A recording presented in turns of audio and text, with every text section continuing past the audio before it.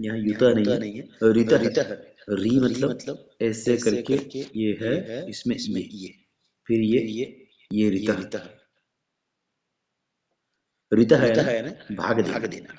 तो संवत् कालः गृहयुतः कृत्वा शून्य रसित, शून्य 0 और 6 60 60 का भाग देना है ऋतः। तो शेषाः जो शेष बचते हैं, शेषाः संवत्सराद्या जो शेष बचते हैं वह संवत्सर हैं। भागफल का कोई यहाँ लेना देना नहीं है, भागफल जो है उसको छोड़ देना है। शेषाः संवत्सराद्या प्रभवाद्या उदैहि क्रमात्। इसको हम सामान्य गणित से हम देखेंगे।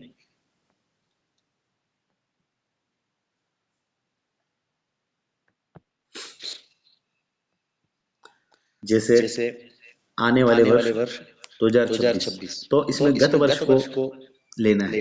जिसे 26 का जानना है तो 25 का लेंगे जो गत वर्ष है संवत् काल का। प्रैक्टिकल हम लोग देख लेते हैं। 25 ग्रहयुतः, ग्रह की संख्या 9, 9 को युत किया, 9 5 14 4 1 2 1 3 0 2। अब आगे का नियम है, आगे का नियम क्या है कि शून्य रसऋतः, तो ये इधर भागफल दिया, ये शून्य रस हो गया, शून्य और षड रस 6 होते हैं तो 6 लिख दिया। 60 का ऋतः 6 3 18 3 2 4 आए, 6 3 18 180 में से 234 में से गए 4 13 में से हट गए 5 और क्रॉस 54 आए। अब इनको आगे जो संख्या है, आगे जो संख्या है प्रभुवादी संवत्सर में संख्या दी हुई है, उन संवत्सर में देखेंगे 54 नामक संख्या।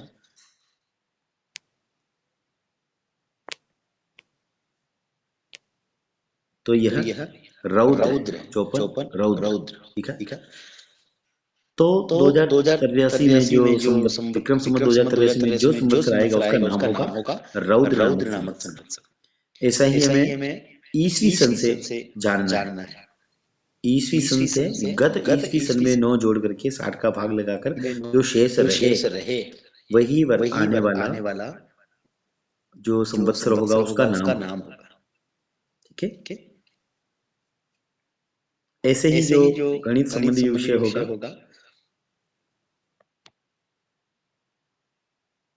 जो गणित संबंधी विषय होगा उसको हम इस माध्यम से सोल्व करेंगे। और आगे इस पे जो भी समस्या आएगी उसके लिए हम लोग बिल्कुल जो आपको नहीं समझ में आया उसके लिए हम पुनः प्रयास करेंगे। हर संभव प्रयास करेंगे कि हम लोग सब यह मूर्त ग्रहण का उचित और अच्छी तरह से सूक्ष्म विधि से जानकारी ले सकें। धन्यवाद। जितने भी लोग जो क्लास में जुड़ना चाहते हैं अतिशीघ्र जुड़ें। 1-2 दिन यह क्लास बहुत सामान्य चलेगी, उसके बाद बहुत ही